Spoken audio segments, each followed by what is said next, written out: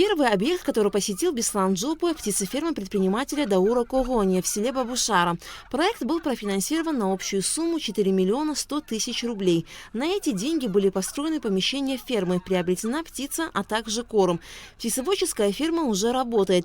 Здесь выращивают индеек и кур. На предприятии на постоянной основе трудится 5 человек. Около 600 имеем, индюшки тоже, и куры тоже.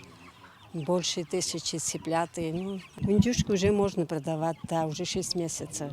Около 6 килограмм есть, и 5 есть, и 4 есть. Ну, кто как он хочет, выбирает. На ферме птицу кормят 3 раза в день кукурузой и пшеницей. Также куры и индюшек выпускают на выгул. Стоит отметить, что куры здесь 2 пород. Есть цыплята-бройлеры, а также местные абхазские. Цыплят выводят в инкубаторе, после чего растят в специальном теплом помещении. За раз в инкубаторе выводят до 500 цыплят. Также в скором времени здесь выведут уток. Предприниматель планирует расшириться и организовать убой, очистку и упаковку птицы на месте. В селе Пша министр сельского хозяйства Беслан Джопы посетил теплицу по выращиванию клубники семьи Папазян.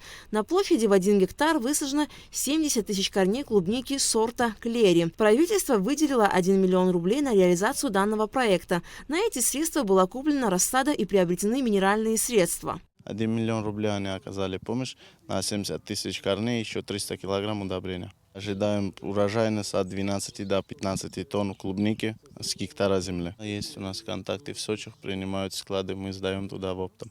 В селе Кацикыт Ривас Гергая реализует проект по выращиванию клубники. На территории в полгектара высажено 11 тысяч корней саженцев. Правительство выделило более 900 тысяч рублей. На эти средства была обработана территория, куплена рассада, а также приобретены материалы для капельного орошения. Вообще мы занимаемся 3 года, и 4-й год. Вот государство нам помогло, участвовали в тендере, выиграли, выделили деньги. Сумму определенную на рассаду, на рабочих. Остальное вот материал закупили, салафан, кранники, капельное орошение. Вот насос стоит через колодец, скважину. Подаем. Также и удобрение через капельное. Сверху листовое лечение.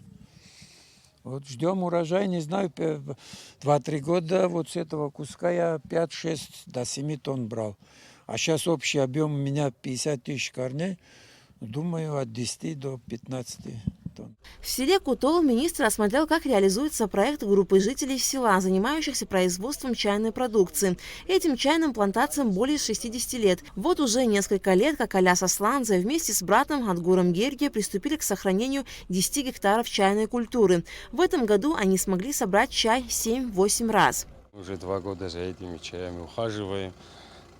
Брызги делаем, деревья поубили, бока порезали. Их надо омолаживать, их надо еще восстанавливать. Все вручную собираем, и это зависит все от погоды. В этом году в мае было чуть прохладно, мы начали собирать в июне, не смогли в мае собрать. Но это все погодные условия, никто не знает, какие погоды. Август был жаркий, мы ничего не смогли собрать, июль тоже жара была.